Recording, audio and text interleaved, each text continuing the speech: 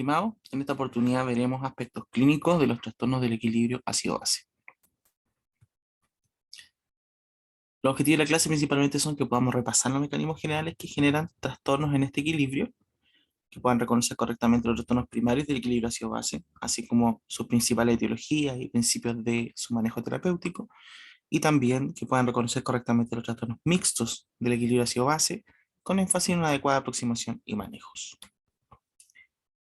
Este nomograma ustedes lo conocen, ¿cierto?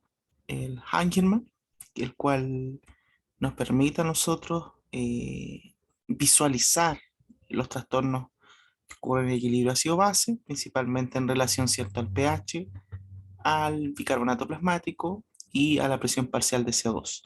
Y ahí nosotros podemos, ¿cierto?, clasificar los trastornos primarios, ¿cierto?, en este caso. Las acidosis, ¿cierto?, se producen generalmente por estos 5 principales mecanismos. Una es por la cierta eliminación deficiente del CO2, por ejemplo, cuando nosotros tenemos afectación del tejido pulmonar o disminución de este. Puede ser cierto por hipoxia e hipoxemia, ¿ya? Cuando tenemos insuficiencia de aporte de oxígeno a la célula.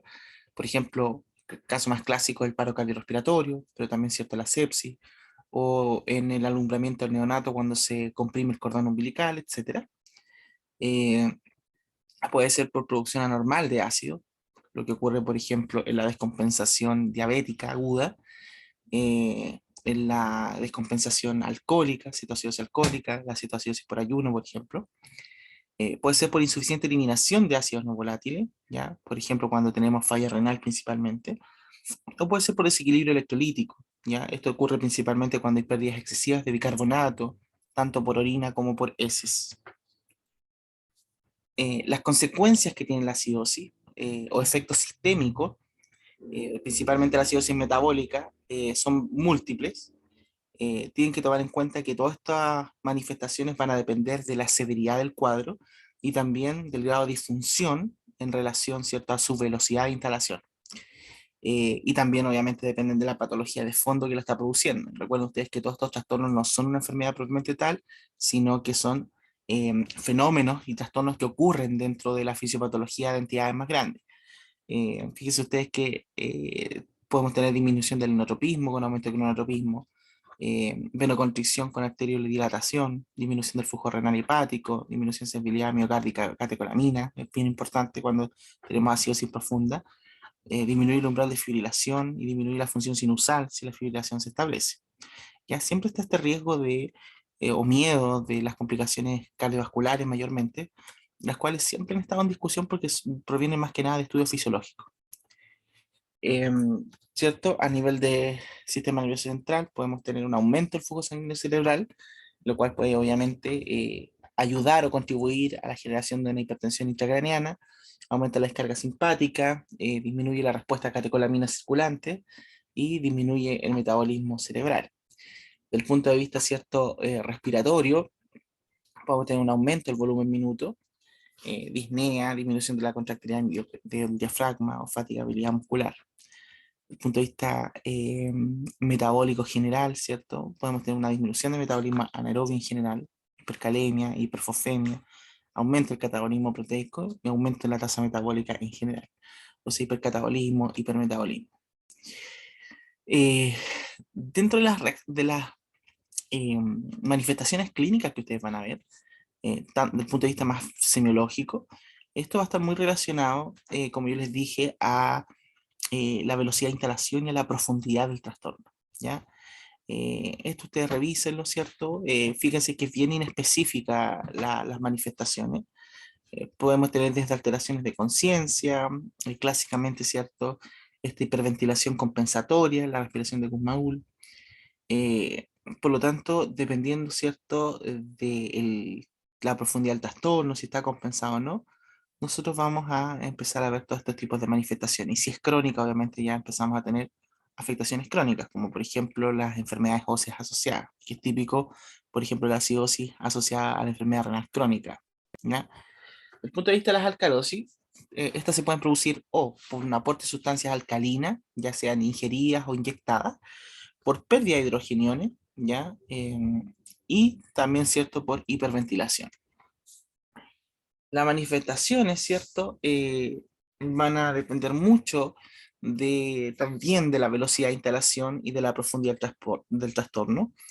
En general, lo que ocurre aquí es que se trata de tamponar las proteínas plasmáticas entregando hidrogeniones y esto obviamente van a generar cargas negativas.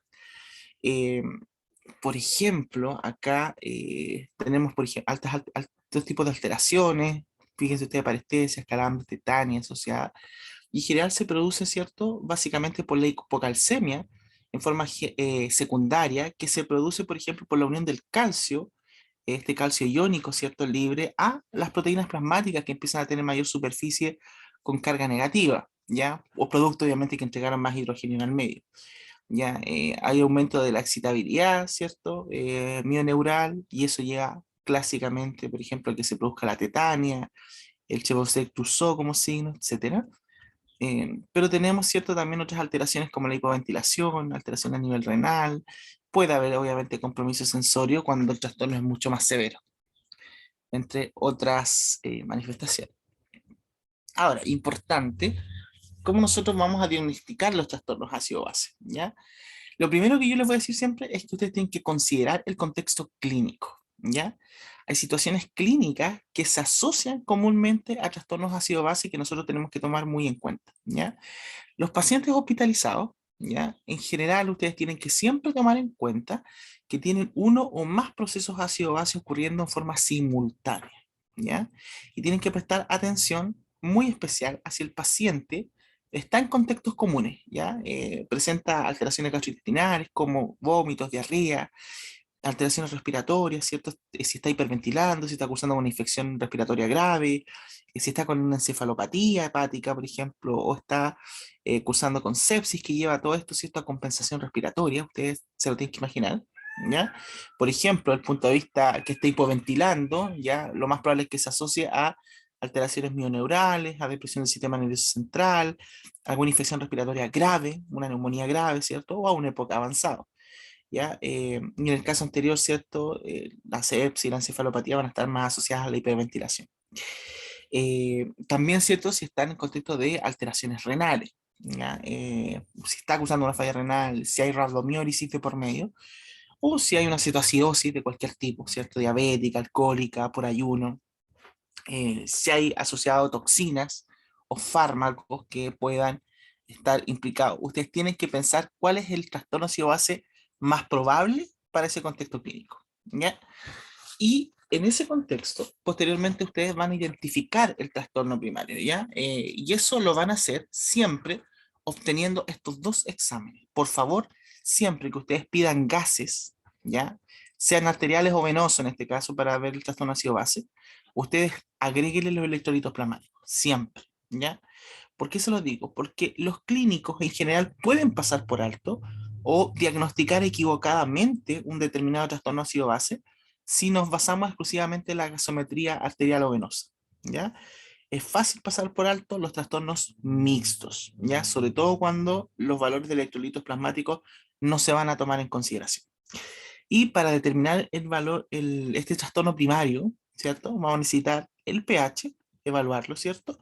Si hay acidemia o alcalemia, y conjunto con eso vamos a tener que evaluar lo que es la presión parcial de CO2 y el bicarbonato, ¿ya? Porque estos van a determinar el movimiento en la dirección del pH, ¿ya? O sea, si estos elementos se mueven en dirección al pH que yo tengo en ese paciente. Recordar acá, ¿cierto? Los valores normales, esto siempre se lo tienen que saber, ya que el pH normal en los líquidos corporales en general, dependiendo de la literatura, pero ustedes aprendan este valor, va entre 7,35 a 7,45, lo que equivale a una concentración de hidrogeniones de 35 a 45 nanoequivalentes por litro, ¿ya? Tomando en cuenta que los pHs extremos compatibles con la vía van de 6,8 a 7,8, lo cual obviamente es un descalabro biológico. Eh, y aquí tenemos estos conceptos, ¿cierto? Eudemia si el pH está en rango normal, pero si el pH está bajo 7,35 estamos en un contexto de acidemia, ya caída del pH, o un alza del pH por sobre 7,45 vamos a estar en alcalemia. Y esto en relación al pH sanguíneo, ¿ya? Esto lo que va a reflejar es el efecto neto que tiene la alteración ácido-base que está subyacente, ¿ya? Eh, y eso va en relación con que el pH no es determinado por los valores absolutos del bicarbonato o la PCO2, sino vamos a ver que se va a relacionar con la relación entre esos dos elementos, ¿ya? Y la alcalosis, ¿ya? O la acidosis son los procesos que inducen el acúmulo de ácido o de álcali en la sangre, que vemos que van a variar, obviamente, van a hacer variar la concentración de hidrogeniones, ¿ya? Y en relación a eso, nosotros vamos a evaluar bicarbonato y presión parcial de CO2. Eh, Aquí tenemos los valores normales, ¿cierto? En gasometría arterial, la PCO2 va entre 35 y 45 minutos de mercurio, la presión de oxígeno en un sujeto normal debería ir entre 80 a 100, ¿cierto? Podemos determinar el CO2 total, pero en general lo determinamos más que nada con el bicarbonato, que la mayoría del CO2 en sangre está en forma de bicarbonato, que tiene un valor de 22 más o menos 26 miligramos por litro, un valor promedio de 24, y la saturación de oxígeno, ¿cierto? Va entre un 95 a un 100%. La saturación de oxígeno a nivel venoso, ¿cierto? De 70 a 75. Ahora, en otros centros, no en el nuestro, pero en otros centros, el bicarbonato ¿cierto? Se informa tanto con la gasometría, así como con los electrolitos plasmáticos, porque es un electrolito obviamente, ¿ya? Y cuando esto ocurre, ¿cierto? Nosotros podemos comparar esos dos bicarbonatos, ¿ya? El bicarbonato de la gasometría versus el bicarbonato de los electrolitos, ¿ya? Y si la diferencia es mayor de 3 miliequivalentes por litro, uno debería repetir la medición, ¿ya? En estos casos, eh, el bicarbonato de los electrolitos, ¿cierto? Es medido y el bicarbonato de la gasometría es calculado, ¿ya? Y por lo tanto, eh, si hay mucha diferencia, que en general está entre los 3 milicalentes por litro hacia arriba, uno debería repetir los exámenes para disminuir el error asociado. ¿Por qué? Porque si hay una diferencia, y esta es grande, en general es porque o se midieron en distintos momentos, y uno debería medir, ¿cierto?, ambos exámenes en el mismo momento para que me reflejen el estado que ocurre, ¿cierto?, en una situación particular, o también porque hay problemas de calidad en el analizador de gases en sangre, ¿ya? Y, obviamente, para determinar el estado ácido-base, nosotros en un paciente vamos a requerir el potencial de hidrógeno, ¿cierto? De hidrogeniones, el pH, la presión parcial de CO2 y el bicarbonato sérico, ¿ya? El gasómetro mide el pH y, y la PCO2 en la sangre arterial en este caso, y calcula el bicarbonato a partir de la ecuación de Henderson-Hasselbalch, ¿ya? Que es la que tenemos ahí, ustedes se saben. Eh, la determinación en general en este caso del CO2 venoso, ¿ya? Total, es una determinación mucho más directa de lo que es el bicarbonato, ¿ya? El CO2 se encuentra casi exclusivamente, como yo les dije, bajo la forma de bicarbonato, y para propósitos clínicos, el contenido total de CO2 va a equivaler a la del bicarbonato más o menos 3 miliequivalentes por litro, ¿ya? En particular. Eh, Tenemos que recordar también en este contexto que si queremos solamente evaluar trastorno ácido-base y no la oxemia del paciente, podemos medir la gasometría venosa, ¿ya? Y tomar en cuenta que el pH de la sangre venosa es 0.003 a 0.04 unidades más bajo que el de la sangre, obviamente porque la presión parcial de CO2 en la sangre venosa es por lo menos unos 7 a 8 milímetros de mercurio más alta, ¿ya? Por un contexto lógico. Eh, ¿Tiene utilidad la ecuación de Henderson-Hasselbalch? Uno ve, ¿cierto?, que esta ecuación se menciona bastante frecuente en la literatura, pero la propia ecuación esta no se utiliza con frecuencia en la práctica clínica, ¿ya? Pero nos sirve, ¿cierto?, porque al mirarla nos podría ayudar a entender el trastorno ácido-base primario, ¿ya? Eh, y lo que uno desprende de ella es que los cambios en el pH sanguíneo son el resultado de la relación o el ratio, ¿cierto?, entre el bicarbonato y la presión parcial de CO2. Eh, y esta ecuación en sí misma nos dice que cuando hay alcalemia, ¿ya? Esta es causada o por aumento del bicarbonato o por disminución de la PCO2. Y cuando hay una acidemia, esta va a ser producida, ¿cierto?, por una disminución en bicarbonato o por un aumento en la PCO2. ¿Ya? Por ejemplo, nosotros tenemos acá un pH, ¿cierto?, que está en 7,46, o sea, está alcalémico. Tenemos un bicarbonato que está aumentado, ¿ya? Y una PCO2, ¿cierto?, que no está baja, ya está en casi en rango normal, ¿ya? Si el pH está alto, ¿cierto? Nosotros lógicamente tenemos dos posibilidades. O el bicarbonato, ¿cierto?, está alto, que aquí chequeamos que sí es así, o la PCO2 está baja y en este caso no está así.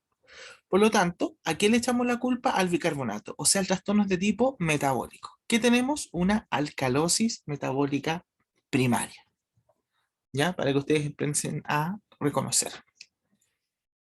En este caso, el pH también está en alcalemia, ¿cierto? Nos indica una alcalemia, 7,59. Posibilidades que el bicarbonato esté alto, ¿cierto? El bicarbonato en este caso está alto, sí, 28 milimoles por litro. Y la otra posibilidad, ¿cierto?, es que la PCO2 está baja. La PCO2 está baja, sí, 30 milímetros de mercurio. Por lo tanto, ¿cierto? En este caso, ¿cierto?, tenemos un aumento en la parte metabólica y una baja en la parte respiratoria. ¿Ya? Por lo tanto, en este caso, existe tanto una alcalosis metabólica como una alcalosis de tipo respiratoria. ¿Qué significa esto? Así que, como vemos en este ejemplo, dos trastornos ácido-base primarios sí pueden coexistir en un paciente. Por lo tanto, a modo cierto de resumen, y lo que ya hemos visto en fisiopatología antes, tenemos dos tipos de trastornos ácido-base, respiratorios y metabólicos, ¿ya? Las alteraciones respiratorias van a afectar la acidez sanguínea al causar cambios en la presión parcial de CO2. Y las alteraciones metabólicas son causadas por alteraciones o disturbios, ¿cierto?, en la concentración de bicarbonato, ¿ya? Y estos trastornos primarios van a ser seguidos de mecanismos compensatorios que nosotros vamos a llamar trastornos secundarios. ¿Ya? En esta clase nos vamos a enfocar principalmente en el componente metabólico, ¿ya? Porque estamos en la unidad de fisiopatología y clínica renal. Eh, la acidosis metabólica, ¿cierto?, es resultado de la acumulación de ácidos no volátiles o de la pérdida de bicarbonato sérico, ojo, con o sin acidemia, o sea, puede o no estar acompañada de la disminución del pH sanguíneo, ¿ya?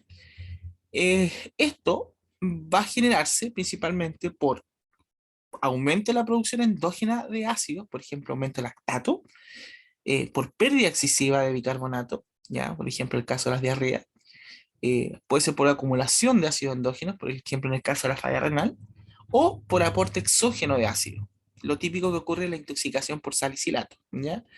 Y la acidosis metabólica va a producir efectos sistémicos profundos, dependiendo, como les dije, de la profundidad de la acidemia y de la velocidad de instalación del trastorno, ¿ya?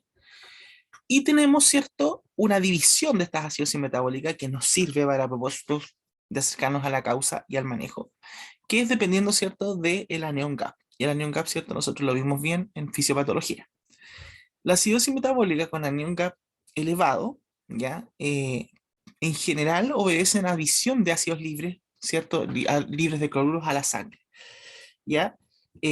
Por lo tanto, implica, ¿cierto?, em, esta adición de ácidos libres de cloruro, ya sea en exógeno o de generación endógena, manteniéndose normal la concentración de cloruro, o sea, son normoclorémicas, ¿ya? Tenemos en este caso, ¿cierto?, la cetoacidosis diabética, ¿cierto?, o por alcohol o por ayuno. Tenemos la acidosis láctica tipo A, tipo B. Tenemos la falla renal, que determina acidosis con anión GAP elevado, sobre todo cuando el filtrado glomerular disminuye por debajo de los 20 a 30 mililitros por minuto, y eso, ¿cierto?, implica que hay mayor eliminación de amoníaco. Y obviamente el hiato iónico acá está elevado porque se debe a la retención, ¿cierto?, de algunos elementos como el sulfato, el fosfato o otros aniones orgánicos, ¿ya? Y también puede ser por tóxicos endógenos, ¿ya? En ese caso, ¿cierto? Los salicilatos, por ejemplo, claramente el metanol, el etilenglicol, el tolueno, por ejemplo, también, el monóxido de carbono, el cianuro, están asociados a esto. Algunos fármacos como la isoniazida, el paraldehído, etcétera, etcétera. Ya, por lo tanto, el anión gap o hiato aniónico o brecha aniónica, ¿cierto? Que tiene todas esas expresiones sinónimas, van a representar a los aniones no medidos de rutina en el plasma, ¿ya? Y los límites de la electroneutralidad imponen que no pueda existir diferencias significativas entre las concentraciones plasmáticas de cationes y las de aniones principales, ¿ya? Y el anión restante, ¿ya? Es el anión gap, ¿cierto? Y va a expresar una disparidad que es artificial, ¿cierto?, entre los cationes y los aniones plasmáticos principales medios de rutina, que en este caso, ¿cierto?, son el sodio, el cloruro y el bicarbonato, ¿ya? Eh, y no debemos olvidar en este contexto que en todo sistema biológico la suma de aniones debe ser igual que la de cationes para mantener la electroneutralidad. En este caso, el anion gap es útil para determinar la causa de la acidosis metabólica y se va a estimar como la diferencia, ¿cierto?, entre lo que son los cationes medibles menos los aniones medibles, ¿ya? Eh, y obviamente, en este caso, ¿cierto?, uno en el bicarbonato podría reemplazarlo por el CO2 venoso, que es más representativo, pero en general los dejamos de esta forma, como sodio menos el bicarbonato menos el cloro. Ahí tenemos, ¿cierto?, los cationes principales que son medidos, pero tomamos como el mayoritario, ¿cierto?, el sodio en la fórmula, y también tenemos los aniones no medidos, ¿cierto? Albúmina cargada negativamente, sulfato, fosfato, lactato, otros aniones orgánicos, etc. ¿Ya? Y ahí tenemos, ¿cierto?, esto que ya vimos en fisiopatología, la comparación, ¿cierto?, lo que ocurre, ¿cierto?, con este anión GAP en las acidosis metabólicas que no ocurre en la acidosis respiratoria, ahí no nos sirve. Eh, lo que yo les dije, ¿cierto? Esa es la fórmula, sodio menos bicarbonato menos el cloruro. El bicarbonato lo podríamos reemplazar por el CO2 venoso porque es más aproximada a la medición real del bicarbonato sérico, ¿ya? Lo podríamos reemplazar. Y el valor normal que vamos a tomar en promedio es 12, pero le vamos a agregar más o menos 4.000 equivalentes por litro de rango normal. En situaciones especiales, ¿cierto? Porque la división es en anion gap normal y en anion gap elevado. Pero hay situaciones que tenemos de forma especial donde tenemos anion gap disminuido, ¿ya? Y esto puede ser, ¿cierto? Porque podemos tener disminución del sodio por adición de cationes no medidos, ¿ya? Como ocurre, ¿cierto?, en la hipercalcemia, en la hipermagnesemia, en la hipercalemia severa, intensa, en el mieloma múltiple, la toxicidad por litro, donde aquí la concentración del sodio, obviamente, eh, cae, ¿cierto? Por esta adición de cationes no medidos, pero el bicarbonato y el cloruro van a permanecer sin cambios. Y por lo tanto, el hiato aniónico va a disminuir. Y cuando hay reducción de iones no medidos, como por ejemplo el caso de la hipoalbuminemia, la concentración de sodio permanece normal, pero sin embargo va a aumentar el bicarbonato y el cloruro y de esa forma disminuye el hiato aniónico. Y tenemos las acidosis metabólicas con anión GAP normal, que aquí la característica fundamental de estos trastornos es que el bicarbonato bajo de la acidosis metabólica se va a asociar a hipercloremia, ¿ya? De tal modo que el hiato aniónico continúa normal porque cada mil equivalente de bicarbonato perdido va a ser reemplazado por un mil equivalente de cloruro, ¿ya? Y así se mantiene esta constante en la fórmula que restábamos, ¿cierto?, a los cationes lo que es el bicarbonato y el cloruro, ¿ya? Eh, por esto estas acidosis en general son de tipo hiperclorémicas, ¿ya? Ahora, raramente son acidosis que amenacen la vida. Y las causas más frecuentes son pérdida digestiva de bicarbonato, como en diarreas graves, ¿cierto? O derivaciones digestivas. la pérdida renal de bicarbonato, como ocurre, por ejemplo, la acidosis tubular tipo 2, la secreción de renal alterada de hidrogenión, como ocurre en la acidosis tubular renal tipo 1, puede ser por amoniogénesis alterada, también acidosis tubular renal tipo 4, y otras causas como el Fanconi, ¿cierto? El uso de inhibidores de la diasa carbónica, etc. El gap urinario, ¿cierto? Nos va a permitir diferenciar el origen, o sea, si es renal o digestivo, de una acidosis metabólica que tiene anión GAP normal, ¿ya? Lo que aquí, esta fórmula se va a utilizar principalmente para medir los niveles de amonio en la orina. Y si hay acidosis metabólica, lo que esperaríamos que haya un aumento, ¿cierto?, en la excreción de ácido en forma de amonio para compensar la disminución del bicarbonato plasmático, ¿ya? Pero si este mecanismo se altera, ¿ya?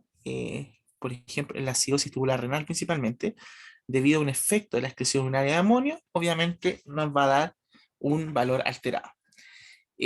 ¿Cómo nosotros lo medimos en el fondo? Tomando los aniones no medidos menos los cationes no medidos en orina. ¿Ya? Aniones no medidos, bicarbonato, aniones orgánicos, y los cationes no medidos obedecen al amonio. Y dependiendo si nos da o no en ese rango, ¿cierto? Fíjese usted, sodio urinario más potasio urinario menos el cloruro urinario, así se calcula. Vamos a clasificarla si es positivo el resultado o es negativo. Si es positivo, nos va a estar hablando de que el origen de la acidosis metabólica GAP normal es renal, ¿ya? Y ahí tenemos que pensar en la acidosis tubular, y si esta acidosis tubular tiene el potasio elevado, por ejemplo, uno la cataloga como tipo 4, y si es normal, uno ahí tiene la posibilidad de que sea una acidosis tipo 1 o tipo 2, ¿ya? Y esto obviamente aquí va a obedecer si hay aumento de aniones no medidos, buscar ahí fármacos, el uso de tolueno, y si los cationes no medios están disminuidos, ¿cierto? Nos quedamos con la acidosis tubular por defecto en la excreción de amonio. Si es negativo, el origen lo vamos a plantear que es digestivo, ¿ya? Y aquí obedece a un aumento de la excreción urinaria de sodio y el origen obviamente va a ser extrarrenal, digestivo principalmente. Acá tenemos, ¿cierto?, las acidosis renales tubulares, ¿cierto? Que estas las vimos en fisiopatología con sus mecanismos. Recordar, ¿cierto?, que aquí tenemos pérdidas renales principalmente de bicarbonato. El acidosis tubular renal, el defecto sí puede ser una incapacidad para secretar hidrogenión, ¿cierto? O puede ser, ¿cierto?, por una reabsorción inadecuada de bicarbonato. Y los dos tipos de acidosis tubular más importantes son la distal o típica, ¿cierto?, que es la tipo 1, donde aquí existe una deficiencia selectiva en la secreción de hidrogenión en el nefrón distal, y se va a caracterizar principalmente porque es una acidosis metabólica hiperclorémica, hipocalémica la mayoría de las veces o normocalémica. En este contexto, el aumento de la excreción de potasio tal vez se deba a que hay menos competencia con el hidrogenión a nivel del nefrón distal, y generalmente se va a asociar a nefrocalcinosis y a nefrolitiasis por hipercalciuria que se va a presentar. Y la acidosis tubular tipo 2, ¿ya? Eh, Esta es debida a que hay defectos selectivos en la capacidad del túbulo proximal para reabsorber bicarbonato, y puede ser provocada, por ejemplo, por el uso de inhibidores de anidasa carbónica, como la acetalsolamida, ¿cierto? Que tiene más que nada un uso oftalmológico hoy en día. Y también es una acidosis, obviamente, metabólica hiperclorémica, hipo o normocalémica, ¿ya? El aumento, en este caso, de la liberación de bicarbonato al nefrón distal va a aumentar la secreción de potasio, y eso es lo que generalmente se condice con que hay hipocalemia. Y entre las causas principales están el mieloma múltiple, con síndrome de Fanconi nuevamente, y el uso de fármacos de tipo nefrotóxico. Y la acidosis tubular tipo 4, la hipercalémica, ¿cierto? La tenemos de forma muy frecuente en el adulto, ¿cierto? Y que corresponde también a defectos en la liberación de mineralocorticoides. Por lo tanto, aquí nosotros tenemos que, si ya tenemos eso, ¿cierto? Más claro, eh, que es una acidosis tubular renal, medíamos el plasma, si el potasio plasmático, si está alto es tipo 4. Aquí tenemos, cierto, que mayoritariamente el manejo de esto es discontinuar con aquellos fármacos que sean ahorradores o retengan el potasio. Podemos dar fludrocortisona con diurético de asa, ¿cierto? Y dar bicarbonato en caso, ¿cierto?, necesario. O sea, ahí se da entre unos 5 a 2 milimoles por kilo al día. Si el potasio no está bajo o normal, medimos el pH en orina. Si este es muy ácido, menos 5,5, estaríamos, ¿cierto?, frente a una acidosis tubular renal proximal tipo 2. Y aquí, ¿cierto?, el síndrome Fanconi lo principal, pero puede ser por uso de fármacos como valproato, ¿cierto?, y otro. Y en estos casos la terapia es agregar álcali, ¿ya? Podría también ser necesario citrato de potasio. Y tiacida si la terapia solo con álcali o con bicarbonato es inefectiva. Si el pH en es más de 5,5, estamos ante una acidosis tubular renal distal tipo 1. Aquí, ¿cierto? Las causas principales son el hiperparatiroidismo, la hipergamaglobulinemia, ¿cierto? El uso de algunos fármacos como litio, anfotericina. También la solución o en la terapia es agregar eh, bicarbonato, ¿cierto? Diario. Algunas veces, ¿cierto? Podríamos agregar eh, suplementos de potasio, ¿cierto? Como policitrato de potasio, en caso, por ejemplo, que la hipocalemia persistiera, y bicarbonato, ¿cierto? De sodio, dijimos, o citrato de sodio en caso de que se necesite. ¿Cierto? Aquí tenemos la comparación, ¿cierto? Entre ellas, entre los tres tipos de ácido tubular renal. Fíjense ustedes las causas. Ya nosotros sabemos que las tenemos que ir diferenciando de acuerdo, por ejemplo, al plasma, al potasio plasmático, después, ¿cierto?, a la acidez urinaria. Fíjense aquí que los defectos están eh, catalogados, ¿cierto? Y el tratamiento, ¿cierto?, en qué consiste básicamente. Ahora, la otra pregunta que nos vamos a hacer es si el mecanismo compensatorio es apropiado. Y lo que nosotros tenemos que tomar en cuenta es que la compensación mueve el pH a la normalidad, pero no lo normaliza por completo, ¿ya? En la acidosis metabólica, la respuesta compensatoria adecuada debería ser una disminución en la PCO2. Y esto lo podemos calcular por la fórmula de Winter, ¿ya? Que también la vimos en fisiopatología. ¿Ya? Que la presión parcial de CO2 esperada va a ser igual a 1,5 veces la concentración de bicarbonato más 8, con un rango cierto valor más o menos 2. La acidosis metabólica, la respuesta compensatoria adecuada debería ser una disminución de la PCO2, ¿ya? Y esto lo podemos, ¿cierto?, calcular a través de esta fórmula. Y, ojo, si la presión parcial de CO2 medida, ¿cierto?, la que nosotros medimos por fórmula, es mayor que la presión parcial de CO2 calculada o esperada, ¿cierto? Estaríamos en presencia de una acidosis respiratoria superpuesta, ¿ya? Si la PCO2, ¿cierto?, medida es menor que la PCO2 esperada, estaríamos ante una alcalosis respiratoria superpuesta. Y otra forma de determinar la compensación, ¿cierto?, que es esperada, es simplemente añadiendo 15, ¿cierto?, al valor del bicarbonato, que va a ser igual, ¿cierto?, a lo que es la PCO2 y los dos últimos dígitos del pH. ¿Ya? Y esto obviamente va a ser válido siempre y cuando el nivel de bicarbonato esté entre los 10 y 40 miliequivalentes por litro. Ejemplo, ¿cierto? Tenemos acá una gasometría con pH 7,32, ¿cierto? Está un poquito acidótico, ¿cierto? Y eso se condice con la dirección del bicarbonato que está en 17. Por lo tanto, tenemos que ver si la compensación respiratoria para este trastorno de acidosis metabólica primaria simple es esperada o no. Calculamos la fórmula de Winter, nos da 33,5. Es la PCO2 esperada. O 17 más 15, ¿cierto? 32, que eran los dos últimos dígitos del pH. Dentro de las causas principales, y esto nos va muy rápido porque ya lo vimos en cursos anteriores, tenemos la acidosis láctica, donde tienen que tomar en cuenta siempre que la lactatemia inicial va a ser un predictor de sobrevida en el shock séptico y en muchas otras patologías con que cursen con hipoperfusión. Y el aclaramiento de este, ¿cierto? A medida que nosotros vamos a dar la terapia, la reanimación, etcétera, se va a asociar con mejores outcomes. Eh, y una lactatemia mayor a 4 miligramos por litro, ¿cierto? Con un anion gap elevado, eh, lo vamos a catalogar, ¿cierto?, como acidosis láctica, incluso si tenemos ausencia de una acidosis sistémica. Tenemos, ¿cierto?, los dos tipos principales de acidosis láctica. Esto también lo vimos en fisiopatología. La A, en general, está asociada, ¿cierto?, a evidencias de hipoperfusión sistémica, ¿ya? Y aquí, por ejemplo, tenemos el shock principalmente con todos sus orígenes, ¿cierto? Que va a determinar lo que es la hipoperfusión. Y la tipo B es donde no hay evidencia de hipoperfusión, pero sí hay alteraciones, ¿cierto? Que pueden ser locales por hipoperfusión isquemia, o, ¿cierto? Puede haber una alteración en la utilización del oxígeno a nivel mitocondrial, ¿ya? Alteración en la diabetes, la toxicidad por metformina, VIH, malignidad, alcoholismo, enfermedad hepática, etcétera. También podrían producir esta hiperlactatemia, ¿ya? Tipo B.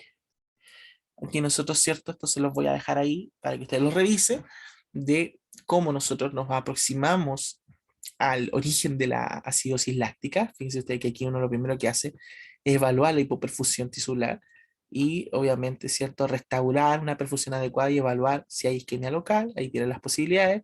Posteriormente, ¿cierto? Es retirar los agentes que están provocándola y si no, ¿cierto? Considerar otras causas. Ahí van principalmente las acidosis tipo B. ¿Ya? El manejo de la acidosis metabólica, en general, ¿cierto? Cuando es leve a moderada, va a requerir solamente manejo de la causa, ¿cierto? La hiperventilación del propio paciente va a ayudar, ¿cierto?, a la compensación y el restablecimiento de la volemia de parte de nosotros, ¿cierto? Para mejorar, obviamente, la oxigenación y lo que es la perfusión tisular.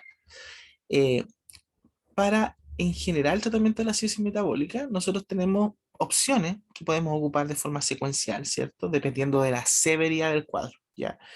Podemos usar, ¿cierto? Solución rica en lactato, bicarbonato, también antes se planteaba el uso de la trometamina, ¿ya?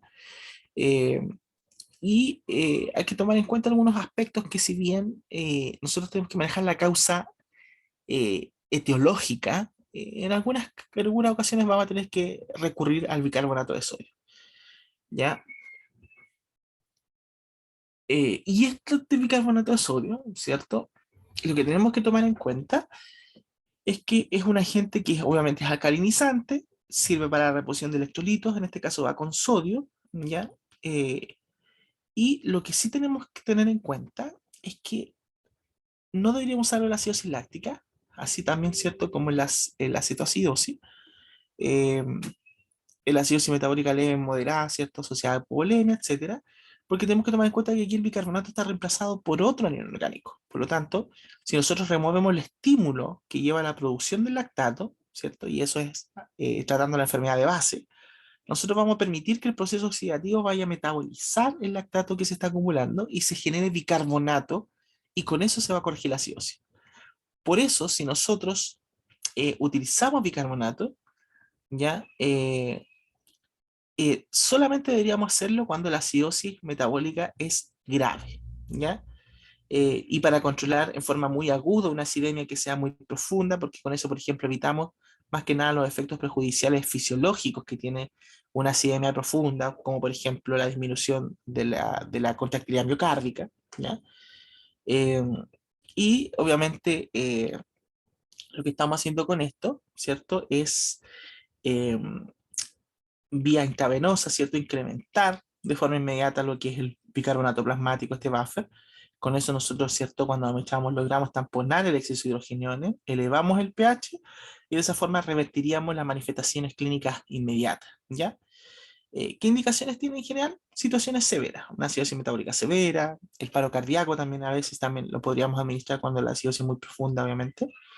Eh, pero no en la acidosis láctica, no es la cetoacidosis, no en estas acidosis asociadas a hipovolemia, ¿ya? Porque aquí nosotros vamos a tener efectos que son bien importantes, ¿ya? Efectos adversos. Podemos tener una alcalosis metabólica post-reanimación, ¿ya? Porque, por ejemplo, el exceso de lactato que se estaba formando se va a transformar a bicarbonato y vamos a tener una situación de alcalosis que incluso puede ser más severa que la acidosis inicial. Podemos generar hipernatremia porque estamos agregando también sodio, podemos agregar, sobrecargar de volumen al paciente y producirle edema, edema pulmonar, por ejemplo. ¿Ya? Celulitis química y úlcera también, que no es menor cuando nosotros administramos de forma periférica y rápida estas soluciones. ¿Ya? Y obviamente esto puede llevar a un empeoramiento del cuadro acidótico si la función ventilatoria más encima está alterada. Acuérdense ustedes que por la fórmula de que, acuérdense que te dije el bicarbonato más el hidrógeno forma ácido carbónico y rápidamente eso se transforma en agua y CO2, ¿ya? Por lo tanto, empeoraríamos esta función ventilatoria si ya el paciente tiene alguna alteración, ¿ya? Bueno, si lo tenemos que administrar, obviamente tenemos que calcular la dosis de bicarbonato a dar, ¿cierto? Que eso va a estar relacionado con la cantidad de déficit de bicarbonato. ¿Y cómo lo medimos? Por esta fórmula, ¿cierto? Eh, le restamos el bicarbonato ideal, el bicarbonato del paciente, y eso lo multiplicamos por el agua corporal total, ¿ya?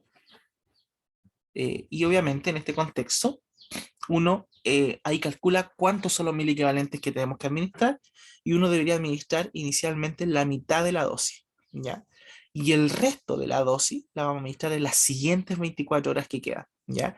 Obviamente, entre medio nosotros vamos a tener monitorización seriada de lo que es el pH, ¿cierto? El bicarbonato, vamos a ver si hay mejoría clínica o no, y con eso nosotros vamos a ir modificando nuestras infusiones. ¿Ya? Por ejemplo, partimos con infusiones de 2 a 5 miliequivalentes por kilo intravenoso, ¿cierto? Y cada 2, 4 horas inicialmente nosotros vamos a ir modificando subsecuentemente, ¿cierto? Estas dosis en los pacientes.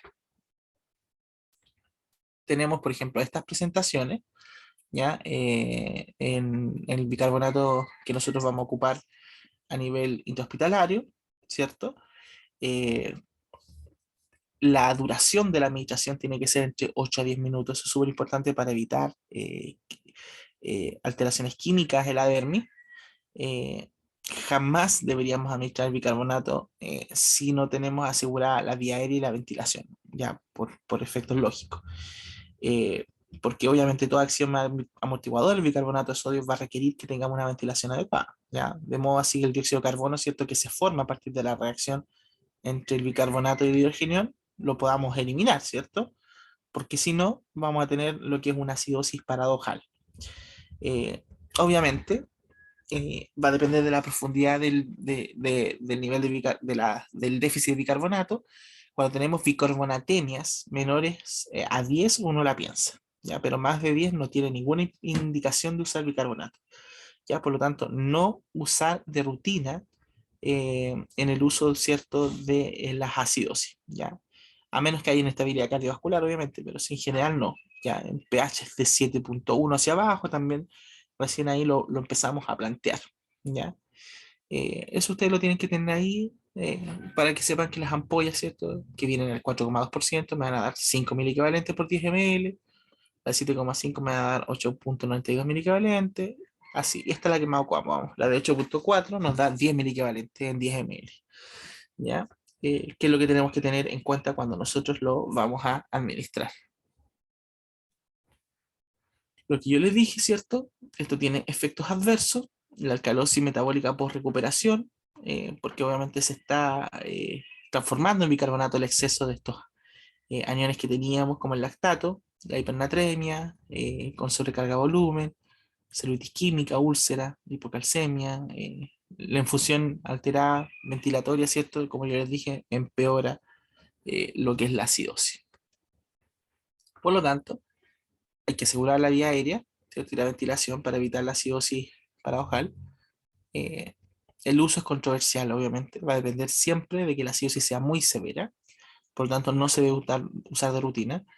Y la administración va a ser según el cuadro agudo versus crónico, que puede ser bolo intravenoso, a pasar 1 hora, o el resto, ¿cierto?, a pasar 24 o 48 horas, y siempre hay que darlo diluido y en infusión lenta, ¿ya? Que puede ser en agua destilada o solución glucosada. Eh, Acá, ¿cierto?, tenemos esto, que es bien importante, ¿ya? Acuérdense ustedes que cada vez que nos aproximemos a la acidosis metabólica, tenemos que evaluar si tiene un anion gap elevado o no, hay que corregir por la albúmina, ¿ya? Si ustedes se fijan bien, si tiene anion gap elevado, chequear, ¿cierto?, que no haya desorden mixto con fórmula de Winter, el delta-delta, ¿cierto? Y posteriormente chequear con el gap osmolar. Y acá, el acidosis metabólica con el gap normal, obviamente nos va a servir la medición del gap urinario, como habíamos visto. ¿Cierto? Si es positivo, acidosis tubular renal, origen renal. Si es negativo, pensar en alteraciones de tipo digestiva. Y acuérdense ustedes acá, las acidosis metabólicas originadas por acidosis tubular renal, también las podemos dividir y ir buscando la causa de acuerdo a algunas mediciones de examen. Eh, y algo que es bien importante es después identificar si hay un trastorno mixto o no, ¿ya?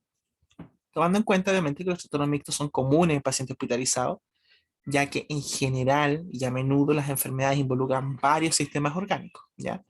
Y hay dos cosas que yo quiero que siempre tengan en consideración cuando evalúen trastornos mixtos, ¿ya? Primero, que sepan, que tengan bien claro que la respuesta compensatoria no normaliza completamente el pH, ¿ya? Y lo segundo, que siempre tienen que calcular el anión Gap, ¿ya? Independiente de lo que le esté mostrando el pH, ¿ya? Por ejemplo, por contexto clínico, si tenemos un paciente que tiene emesis severa, ¿cierto? Muchos vómitos, vómitos muy intensos, ¿en qué trastorno deberíamos pensar que puede tener? En una alcalosis metabólica, ¿ya? Pero fíjense ustedes que estamos pensando en este paciente que llega con vómitos, que tiene una alcalosis metabólica, pero en la gasometría me sale que el pH está en 7.38, ¿ya? Fíjense ustedes, el pH está casi en rango 7.35, 7.45, está en rango normal, ¿ya? Pero con un trastorno severo que deberíamos tener una alteración hidroelectrolítica, ¿ya? Por lo tanto, tiene una alteración importante, pero el pH está normal. ¿Qué pasó aquí? Quiero que ustedes siempre se graben que aquí, ¿cierto? Esto sugiere, esta situación, sugiere que hay presencia de un trastorno mixto, porque la compensación respiratoria en este caso, para la alcalosis metabólica primaria, que sea por estos vómitos, no está completa y no debería normalizar el pH. Si se da este escenario, lo más probable es que haya un trastorno mixto de por medio, ¿ya? Cuando un paciente tiene alteraciones gastrointestinales o respiratorias o renales o neurológicas, ¿cierto? Que orienten a un trastorno ácido-base y el pH es normal o casi normal, es probable entonces que una condición ácido-base esté también presente y que es la que nosotros tenemos que determinar, ¿ya? Acá, por ejemplo, tenemos una historia clínica sugerente de acidosis y el examen físico, ¿cierto? Va a sugerir también acidosis, ¿ya? La presencia, ¿cierto? De un trastorno ácido-base. Por lo tanto, nos da la gasometría. Fíjense ustedes, el pH está normal, 7.4. La PCO2 está en rango normal y el bicarbonato está en rango normal. Si ustedes ven solamente esto, ¿qué dirían? Ah, no tiene trastorno ácido base, el paciente está sin trastorno, normal. Pero yo les dije que los trastornos ácido base se analizan siempre con anion gap calculado, ¿ya? Siempre tienen que calcularlo, ¿ya? Y si ustedes calculan el anion gap, 145 menos 23 más 97, les da un anion gap elevado. ¿Por qué? Si no tengo acidemia, aparentemente en la gasometría no hay alteración, ¿ya? Fíjese bien en el ejemplo. Y esto nos está mostrando igual que hay una acidosis metabólica con anion gap elevado subyacente a esto, ¿ya? Quiero que siempre tengan presente que cuando haya un anion gap sobre los 20 equivalentes por litro, va a existir acidosis metabólica, independiente del pH y del bicarbonato que tenga, si está normal o no. Y después de calcular el anion gap, nosotros deberíamos evaluar este parámetro que es el delta delta, ¿ya? Para ver si existe o no un trastorno superpuesto. Y el delta delta se basa en el hecho de que una adición de un miliequivalente de ácido a la circulación sanguínea va a disminuir en un miliequivalente por litro el bicarbonato y va a aumentar en un miliequivalente por litro el anion gap, ¿ya? Y por lo tanto, si nosotros tenemos, ¿cierto?, que el anion gap, que la variación o el delta del bicarbonato es igual a la variación o el delta del anion gap, estamos ante una acidosis metabólica simple, un trastorno primario simple, ¿ya? Y obviamente la variación se va a calcular así. La variación o el delta del anion gap va a ser el anion gap del paciente, menos 10 o 12, si quieren, lo reemplazan ahí, que es el valor que nosotros ocupamos como normal, y el delta del bicarbonato va a ser 24, ¿cierto? Que es el valor promedio normal del bicarbonato en sangre menos el bicarbonato del paciente, ¿ya? Por ejemplo, eh, acá tenemos, ¿cierto? Nos dan un bicarbonato de 17 y el anion gap de 24.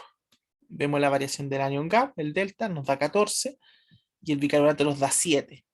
En este caso, ¿cierto? La variación del anion gap es mayor que la variación del bicarbonato, ¿cierto? Y esto significa que es mayor a 1 si nosotros hacemos el ratio entre ambos, y esto conduce a que haya un mayor nivel de bicarbonato de lo esperado. Por lo tanto, estamos ante una alcalosis metabólica superpuesta. En este otro caso, ¿cierto?